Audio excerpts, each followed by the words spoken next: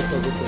தேனி மாவட்டம் போடிநாயக்கனூரை சேர்ந்த கலையரசன் தற்பொழுது கோவையில் மற்றும் தமிழ்நாட்டின் பல்வேறு இடங்களில் தான் கற்ற 32 கலைகளையும் கற்றதோடு மட்டுமல்லாமல் கற்பித்து வருகிறார். ஊருக்காக வாழும் கலைஞன் தன்னை மறப்பான், அவன் கண்ணீரை மூடிக்கொண்டு இன்பம் கொடுப்பான். புலிகள் அழுவது ஏது நலனே அறியாது, போர்க்களம் நீ புரிவோது முள் தைப்பது காலறியார். மகனேவா மகனேவா மகனேவா மகனே.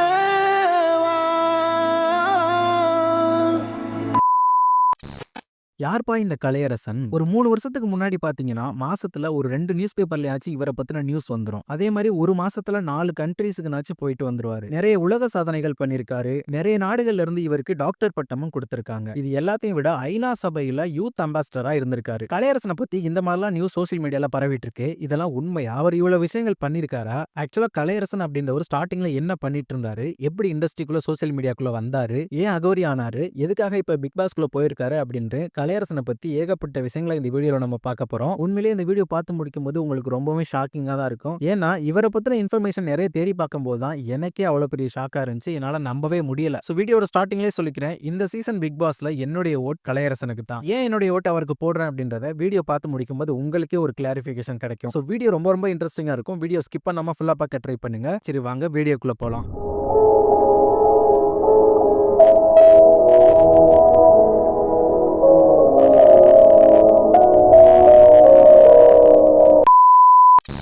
தேனி மாவட்டம் போடிநாயக்கனூர் மீனாட்சிபுரம் அப்படின்ற ஒரு சின்ன கிராமத்துல 2000 இயர்ல தான் பிறக்கிறாரு நம்ம கலையரசன். சின்ன வயசுலயே அவங்க அம்மாவுக்கும் அப்பாவுக்கும் ஏற்பட்ட சண்டைனால அவங்க 2 பேரும் சேர்ந்து வாழ முடியாத நிலைமையில, குழந்தைங்களை பாத்துக்க முடியாத நிலைமையில இருக்காங்க. இதனால இவரை கொண்டு போய் சில்ட்ரன்ஸ் ஹோம்ல சேர்த்துறாங்க. ஆசிரமத்துல இருந்து படிச்சிட்டு இருக்காரு. ஆசிரமத்துல யாரோட தயவும் இல்லாம எந்த ஒரு வசதியும் இல்லாம அவர் படிச்சதுனால அம்மா அப்பா இருந்தும் அனாதையா இருக்குமே அப்படின்ற ஒரு எண்ணம்லாம் மனசுல வச்சுக்கிட்டு நம்ம ஏதாச்சும் பெருசா சாதிக்கணும்டா அப்படின்ற ஒரு லட்சியத்தோட இருக்காரு. இவருக்கு சின்ன வயசுல இருந்தே தமிழ் பற்று, ஆன்மீகம், நாட்டுப்புற கலைகள் மேல ரொம்ப இன்ட்ரெஸ்டா இருந்திருக்காரு. இவருக்கு தமிழ் பற்றும் தமிழ் ஆர்வமும் அதிகமா இருந்ததுனால பேச்சு, கவிதை, கட்டுரை, பாட்டு, நடனம் இந்த மாதிரி எல்லா விஷயங்கள்லயுமே பங்கேற்று ஒரு நல்ல பேர் வாங்குறாரு. இருந்தாலும் ஒரு ஸ்டேஜுக்கு மேல இவரால் அந்த ஃபீல்டுல சஸ்டெயின் பண்ண முடியல. இன்றைய இளைஞர்களின் இதயங்கள் துடிப்பது லட்சங்களுக்காகவா லட்சியங்களுக்காகவா என்று இந்த சபையில் உள்ள யாரை கேட்டாலும் சொல்லுவார்கள் லட்சங்களுக்காகத்தான் என்று. ஏன் தலைப்பில் கூட பாருங்கள், லட்சங்களுக்காகத்தான் முதலிடம் கொடுத்திருக்கிறார்கள். ஸோ இவர் என்ன பண்றாருன்னா இந்த மாதிரி நிறைய பட்டிமன்றங்கள், பேச்சு போட்டிகள், டான்ஸ் காம்படிஷன், சாங்ஸ் காம்படிஷன்ஸ்லாம் கலந்துகிட்டு தமிழ் மொழியை பத்தி நிறைய படிக்கவும் ஆரம்பிக்கிறாரு. அப்படி தமிழ் சம்பந்தமான நிறைய விஷயங்களை தேடி படிக்கும் போது தான் நம்மளோட கலை, கலாச்சாரம், பண்பாடு, ஓவியம் இந்த எல்லா விஷயங்களை பத்தியும் தெரிஞ்சுக்கிறாரு. ஸோ இது எல்லாத்தையும் பத்தி தெரிஞ்சுக்கிட்டது மூலமா தமிழ்நாட்டோட நாட்டுப்புற கலைகள் மேல இவருக்கு ரொம்பவும் ஆர்வம் கூடுது. அது மட்டும் இல்லாம நம்ம நாட்டுப்புற கலைகள் நிறைய அழிஞ்சுக்கிட்டு வருது. யாருமே இந்த கலைகளை பெருசா கண்டுக்கிறது கிடையாது. நிறைய பேருக்கு இன்னும் இதெல்லாம் இருக்குன்னே தெரியாது அப்படின்ற அளவுக்கு தான் நம்ம நாட்டுப்புற கலைகள் இருக்கு அப்படின்றதெல்லாம் யோசிச்சு நம்மளோட நாட்டுப்புற கலைகளை உலகறிய செய்யணும் அப்படின்ற ஒரு நோக்கத்தோட நம்ம நாட்டுப்புற கலைகளை கத்துக்க ஆரம்பிக்கிறாரு. அப்படிங்கிற பட்சத்தில் தமிழ் மேலே ஆர்வம் ஜாஸ்தியாக இருந்தனால தமிழ் நாட்டுப்புற கலைகளை கற்றுக்கணும் அப்படின்னு சொல்லிட்டு ஆசைப்பட்டேன். ஸோ எங்கள் ஊர் தேனி மாவட்டம் அப்படிங்கிறனால எல்லா கோவில் திருவிழாக்களிலுமே இந்த கரகாட்டம், ஒயிலாட்டம். ஆக்சுவலாக நாட்டுப்புற கலைகளை ஒரு கெரியராக எடுக்கிறதுக்கு முன்னாடியே தன்னோட 7 வயசுலேயே கரகத்தை தலையில தூக்கி வச்சு கரகாட்டம் ஆட ஸ்டார்ட் பண்ணியிருக்காரு. யாருமே சொல்லிக் கொடுக்காம எந்த ஒரு பயிற்சி ஆசிரியரும் இல்லாம அவரோட சொந்த முயற்சியிலேயே ஒரு ஏகலைவனா இந்த கலைகள் எல்லாத்தையுமே கத்துக்கிறாரு. நம்ம தமிழ் நாட்டுப்புற கலைகள் 100க்கும் மேற்பட்ட கலைகள் இருக்கு. அதுல 32 கலைகளை தேர்ந்தெடுத்து அந்த முழு கலைகளையுமே யாருடைய உதவி இல்லாம ஒரு ஏகலைவனா அந்த எல்லா கலைகளையுமே கண்ணால பார்த்து மட்டுமே கத்துக்கிறாரு. இவர் ஸ்கூல் படிக்கும் போதே இந்த கலைகள் எல்லாத்தையுமே கத்துக்கிட்டதுனால அரசியல் நிகழ்வுகள், பிரதமர் வருகை, முதலமைச்சர் நிகழ்ச்சிகள், கோவில் திருவிழா, விழிப்புணர்வு நிகழ்ச்சிகள் இந்த மாதிரி எல்லா நிகழ்ச்சிகளுமே பெர்ஃபார்ம் பண்ணிட்டு இருக்காரு. நாடாளுமன்ற தேர்தலில் 40 தொகுதியில 39 ஜெயிச்சோம். அதனால இந்த சட்டமன்ற தேர்தலில் குறைஞ்சது 210 தொகுதியில ஜெயிச்சு காட்டுவோம். இவர் தேனி மாவட்டம். அந்த டைம்ல ஏடிஎம்கேவோட துணை முதலமைச்சராக இருந்த ஓ பன்னீர்செல்வம் அவர்களுமே தேனி மாவட்டம் தான். ஸோ முதலமைச்சர் அம்மா அவர்கள் வர நிகழ்ச்சி எல்லாத்தையுமே இவரை கொண்டு போய் அரங்கேற்றம் பண்ணி ஸ்டேஜ்ல பெர்ஃபார்ம் பண்ண வச்சுட்டு இருந்திருக்காரு. இதை பார்த்த புரட்சி தலைவி அம்மா அவர்கள் தமிழ்நாட்டிலேயே இந்த வயசுல 32 கலைகள் இந்த பையனுக்கு தெரிஞ்சிருக்கு, நல்லா பெர்ஃபார்ம் பண்றான், அந்த ஒரு காரணத்தினால எல்லா கலைகளுக்கும் சேர்த்து கிராமிய புதல்வன் அப்படின்ற ஒரு விருதை 2014லயே அப்ப முதலமைச்சராக இருந்த ஜெயலலிதா அம்மா அவர்கள் கொடுத்திருக்காங்க இவருக்கு. ஸோ அதுக்கப்புறமா தேனி மாவட்டத்துல ஸ்கூலை முடிச்சு காலேஜ் படிக்கிறதுக்காக கோயம்புத்தூர் மாவட்டத்துல இருக்க ராமகிருஷ்ணா காலேஜ்ல வந்து சேர்ந்து படிக்கிறாரு. இப்படி நாட்டுப்புற கலைகளை ஆடிட்டு இருந்த ஒரு மனுஷனை எப்படி மக்கள் கிட்ட சோசியல் மீடியா கொண்டு போய் சேர்த்துச்சு அப்படின்னு பாத்தீங்கன்னா 2017 to 2019ல டிக்டாக் அப்படின்னு ஒரு ஆப் ரொம்பவே ஃபேமஸான ஆப்பா இருந்துச்சு. இவர் காலேஜ்ல படிச்சுட்டு இருக்கும் போது இந்த நாட்டுப்புற கலைகள் எல்லாத்தையுமே இவர் டான்ஸ் பண்ணி அதை வீடியோவை எடுத்து டிக்டாக் ஆப்ல அப்லோட் பண்ணிட்டு வந்துட்டு இருந்திருக்காரு. பெருசா வியூஸ் எதுவும் போகாது. ஒரு வருஷமா பாடுபட்டு 1000 ஃபாலோவர்ஸ் கிட்ட மட்டும் தான் வச்சிட்டு இருந்திருக்காரு. அவரோட வீடியோஸை பார்க்குற அந்த காலேஜ்ல உள்ள ஃப்ரெண்ட்ஸ் எல்லாருமே அவரை கலாச்சிட்டு இருந்திருக்காங்க, கேவலப்படுத்திட்டு இருந்திருக்காங்க. ஆனா இவர் அதை பத்தி எதுவுமே கவலைப்படாம வீடியோவை தொடர்ந்து போட்டுக்கிட்டே இருக்காரு. அந்த மாதிரி ஒரு நாள் பற இசையை பத்தி ஒரு உணர்ச்சி மிக்க வரிகளோட பேசி டிக்டாக்ல அப்லோட் பண்றாரு. தமிழர் என பெருமை பேசுவோர் வீட்டில் மாட்ட தயங்கியவரை எங்கள் தோள்களில் நாளைய விடுதலைக்காய் ஓங்கி அடிப்பதில் கிளியட்டும் பறைகள் அல்ல சுய சாதி பெருமை பேசுவோர் முகத்திரை. அந்த வீடியோ டிக்டாக்ல பயங்கர வைரல் ஆகுது. அந்த வீடியோக்கான லைக் மட்டும் 2 மில்லியனுக்கு மேல வருது. ஒரு வருஷம் வரைக்குமே 1000 ஃபாலோவர்ஸ் மட்டுமே வச்சிருந்த இவருக்கு அந்த ஒரு வீடியோ மூலமா மட்டும் 2 லட்சத்துக்கும் மேல ஃபாலோவர்ஸ் வந்திருக்காங்க. சோ அந்த ஒரு வீடியோ மூலமா ஃபேமஸ் ஆனவர் தான். அதுக்கப்புறம் இவர் என்ன பண்ணி வீடியோ போட்டாலும் வியூஸ், லைக்ஸ், ஃபாலோவர்ஸ் எல்லாமே இச்சுக்கிட்டு போயிட்டு இருக்கு. அது மட்டும் இல்லாம இவர் டிக்டாக்ல வீடியோ போட்டு ஃபேமஸ் ஆனது மூலமா இவரை ரொம்ப பிடிச்சு போன இவரோட ஃபேனா இருந்த ஒரு பொண்ணு இவரை லவ் பண்ண ஆரம்பிக்கிறாங்க. இவரும் அந்த பொண்ணை லவ் பண்ண ஆரம்பிக்கிறாங்க. 2 பேரும் பேசி முடிவு பண்ணி இவங்களோட ஃபர்ஸ்ட் மீட்லயே 2 பேருமே கல்யாணம் பண்ணிக்கிறாங்க. இவரோட ஒய்ஃப் நேம் பாத்தீங்கன்னா பிரகலட்சுமி. இவங்களும் டிக்டாக்ல ஃபேமஸான ஒரு செலிபிரிட்டி தான். இவங்க 2 பேரும் மேரேஜ் ஆனதுக்கு அப்புறம் இவங்களோட ஒய்ஃபும் சேர்ந்து நாட்டுப்புற கலைகள்லாம் கத்துக்கிட்டு அவங்களும் சில பெர்ஃபார்மன்ஸ் எல்லாம் கொடுத்துட்டு இருக்காங்க. சோ இப்போதான் 2019ல தமிழக அரசாங்கத்தால இவருக்கு கிராமிய செல்வன் அப்படின்னு இன்னொரு விருதும் வழங்கப்படுது. ஆக்சுவலா இந்த விருதை இவருக்கு கொடுத்தது நிறைய பேருக்கு பிடிக்கல போல. அதனால லோக்கல்ல உள்ள ஆட்கள் எல்லாமே சேர்ந்து இவரோட வீட்டுக்கு வந்து இவரோட கை கால்கள் எல்லாம் அடிச்சு வெட்டிட்டு போயிட்டாங்களாம். இது எல்லாத்துக்கும் காரணம் இந்த ஜாதி மட்டும்தான். இவரை கொண்டு போய் ஹாஸ்பிட்டல் அட்மிட் பண்றாங்க. டாக்டர் ஆபரேஷன் எல்லாம் முடிச்சு கால்ல பிளேட் எல்லாம் வச்சு முடிச்சதுக்கு அப்புறமா நீங்க இதுக்கப்புறம் டான்ஸ் பண்ண முடியாது, நீங்க இதுக்கு மேல ஆடவே முடியாது அப்படின்னு சொல்லிடுறாங்க. அந்த டைம்ல இவர் மனசு வருத்தப்பட்டு ரொம்பவே கஷ்டப்பட்டாலும் 4 மாசத்துல மறுபடியும் ரெக்கவர் ஆகி மறுபடியும் வந்து ஸ்டேஜ்ல பெர்ஃபார்ம் பண்ண ஆரம்பிக்கிறார். இது எல்லாத்துக்குமே அவர் மேல வச்சிருந்த தன்னம்பிக்கை தான் காரணம்.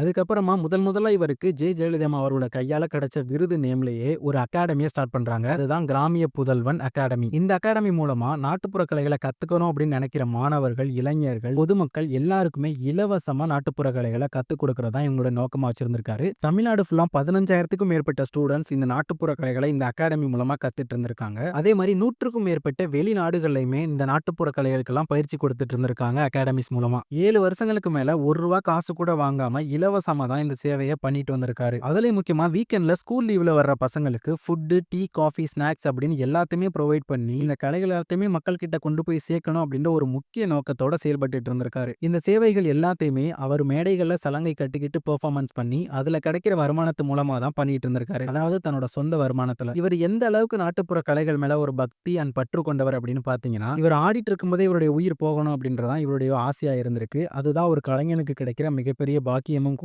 அதே மாதிரி ஒருவேளை நான் இறக்கும் போது மேக்கப் இல்லாம இறந்துட்டா எனக்கு குளிப்பாட்டும் போது ஒரு கரகாட்டக்காரனுக்கு என்னென்ன மேக்கப் போடுவாங்களோ, என்ன ட்ரெஸ் போடுவாங்களோ எல்லாத்தையுமே போட்டு குழிக்குள்ள வைக்கும் போது ஒரு கரகத்தோட சேர்த்து என்னை வச்சு புதைச்சிருங்க, இல்லைன்னா அடக்கம் பண்ணி எரிச்சிருங்க அப்படின்ற மாதிரி சொல்லியிருக்காரு. அதே மாதிரி இவருக்கு ஃபர்ஸ்ட் குழந்தை பிறக்குது. அப்போ ஹாஸ்பிட்டல்ல அவங்க ஒய்ஃபு கூட இல்லாம குழந்தைய கூட போய் பார்க்காம ஏதோ ஒரு மேடையில கரகாட்டம் ஆடிட்டு இருந்திருக்காரு. 22 வயசுலயே ஒரு ஆத்மார்த்தமான தூய நாட்டுப்புற கலைஞரா இருந்திருக்காரு. உண்மையிலேயே இந்த வயசுலயே இவ்வளவு திறமைகள், இவ்வளவு ஆளுமை கொண்ட ஒரு மனுஷனை பார்த்துக்கவே முடியாது. மகனேவா மகனேவா. அடுத்ததா இந்த நாட்டுப்புற கலைகள் மூலமா இவர் என்னென்ன ரெக்கார்ட்ஸ் என்னென்ன சாதிச்சிருக்காரு அப்படின்னு பாத்தீங்கன்னா முதலா கரகாட்டம் ஆடிக்கிட்டே 18,000 குண்டு ஊசிகளை அவரோட கண்களால எடுத்திருக்காரு 5 மணி நேரத்துல. இதுதான் இவர் கலைத்துறையில பண்ண முதல் ரெக்கார்ட். ஆரம்பத்துல 1,00,000 ஊசிகள் எடுக்கிறதா டார்கெட் வச்சிருந்தாரு. பட் பாதியில போகும்போதே அவருக்கு கண்ணெல்லாம் குத்த ஆரம்பிச்சதுனால 18,000 ஸ்டாப் பண்ணி அதை ஒரு ரெக்கார்டா கிரியேட் பண்ணாரு. அதுக்கப்புறமா பொய்க்கால் குதிரையிலேயே தொடர்ந்து 8 மணி நேரம் டான்ஸ் பண்ணி ரெக்கார்ட் பண்ணிருக்காரு. நெக்ஸ்ட் பாத்தீங்கன்னா கரகாட்டம் ஆடிக்கிட்டு 1000 பிளேடுகளை அவரோட கண்களால எடுத்திருக்காரு. அதுவும் பிளேட்ல அந்த அறுக்கக்கூடிய பகுதிகளில் மட்டும் கண்களை வச்சு எடுத்திருக்காரு. அதே மாதிரி வருத்தப்படாத வாலிபர் சங்கம் படத்துல தவசி அப்படின்ற ஒரு குணச்சித்திர நடிகர் புற்றுநோய் வந்து இறந்து போனதுனால அந்த புற்றுநோய்க்கு அவேர்னஸ் கொடுக்கிற விதமாகவும் அவருக்கு அஞ்சலி செலுத்துற விதமாகவும் உடைஞ்ச கண்ணாடி கிளாஸ் மேல நின்று ரத்தம் சிந்தி 3 மணி நேரம் கரகாட்டம் வச்சு டான்ஸ் பண்ணியிருக்காரு.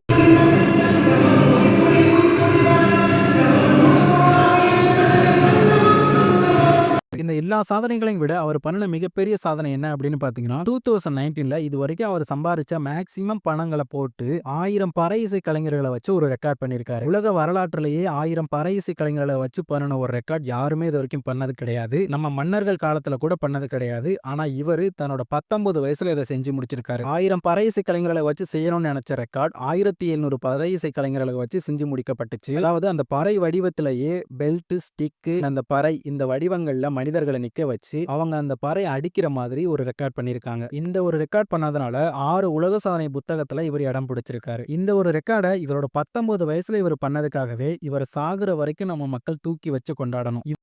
பறை இசை கலைஞர்கள் ஒன்று கூடி உலக சாதனை முயற்சி.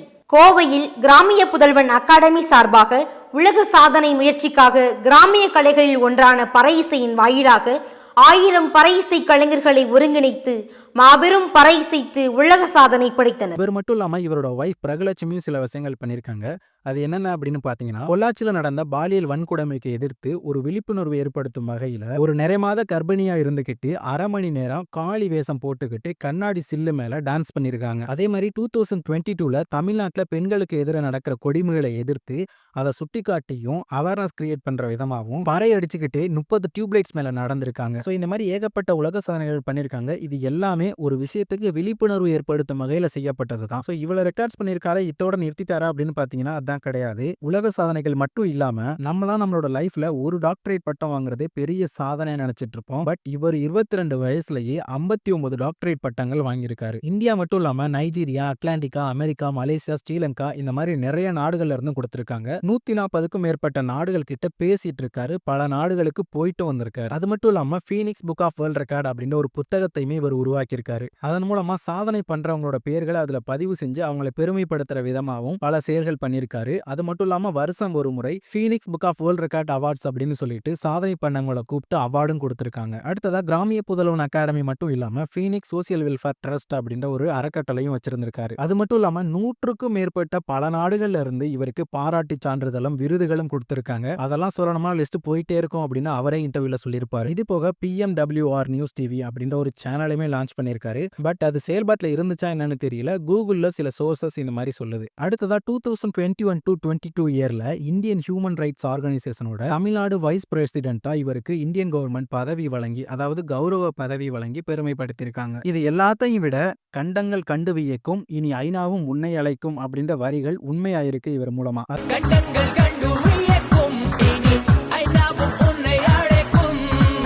அதாவது ஐநால இருக்க மெம்பர்ஸ்லயே ஒரு நாட்டுப்புற கலைஞராக இருந்துகிட்டு ஒரு யூத் அம்பாசிடர் பதவி ஒருத்தர் வச்சிருக்காருன்னா அது நம்ம கலையரசன் மட்டும்தான். சர்வதேச இளைஞர் அமைப்புல இந்திய நாட்டினுடைய இளைஞர்களுக்கான தூதுவரா இருக்காரு, அதாவது யூத் அம்பாசிடர். இவருக்கு இந்த போஸ்டிங் கிடைக்கும் போது இவருக்கு 22 வயசு. அதுக்கப்புறமா யூகேல, இந்தோனேஷியால அண்ட் தமிழ்நாட்டுல கலைத்துறைக்கான அம்பாசிடர், இந்த மாதிரி பல வகையான அம்பாசிடர் பதவிகளுமே இவருக்கு வழங்கி பெருமைப்படுத்திருக்காங்க. இவரோட இந்த புகழ்மிக்க ஒரு பெரிய பயணத்தோட நோக்கம் என்ன அப்படின்னு பாத்தீங்கன்னா, தமிழனா பிறந்த ஒவ்வொருத்தருக்கும் ஒரு நாட்டுப்புற கலை தெரிஞ்சிருக்கணும், அந்த நாட்டுப்புற கலைகளை கத்துக்க வைக்கணும் அப்படின்றதான் இவருடைய நோக்கமா வச்சிருந்திருக்காரு. இவரோட லைஃப் ரொம்பவுமே சூப்பரா போயிட்டு இருந்துச்சு. இவருக்கு பிடிச்ச ஃபீல்டுல பிடிச்ச மனைவியோட அளவு கடந்த புகழோட அளவு கடந்த வசதி வாய்ப்புகளோட இருந்த மனுஷன் சடனா என்ன ஆனிச்சுன்னு தெரியல. எல்லாமே இவர் கையை விட்டு போயிடுச்சு. மென்டலி டோட்டலா ஸ்டக் ஆகி காசிக்கு போயிட்டு அகோரியா மாதிரி வந்துட்டாரு. அது வரைக்கும் இவர்கிட்ட இருந்த பணங்கள், வசதி வாய்ப்புகள் மட்டும்தான் இவரை விட்டு போயிட்டு இருந்துச்சு. இவர் அகோரியா மாதிரி வந்ததுக்கு அப்புறமா இவரோட நேம் சுத்தமா போயிடுச்சு. இவரை மக்கள் எல்லாருமே வெறுக்க ஆரம்பிச்சுட்டாங்க. ஆனா இந்த அகோரியா தான் அவரை ரொம்ப மக்கள் தெரிஞ்சுக்க ஆரம்பிச்சாங்க. அகோரியா தான் இவர் ரொம்பவே ஃபேமஸ் ஆனாரு. அவரே என்ன சொல்றாருன்னா, நான் நாட்டுப்புற கலைஞரா இருந்திருக்கும் போதே மக்கள் இவ்வளவு அங்கீகாரம் கொடுத்து என்னை இவ்வளவு ஃபேமஸ் ஆக்கியிருந்தாங்கன்னா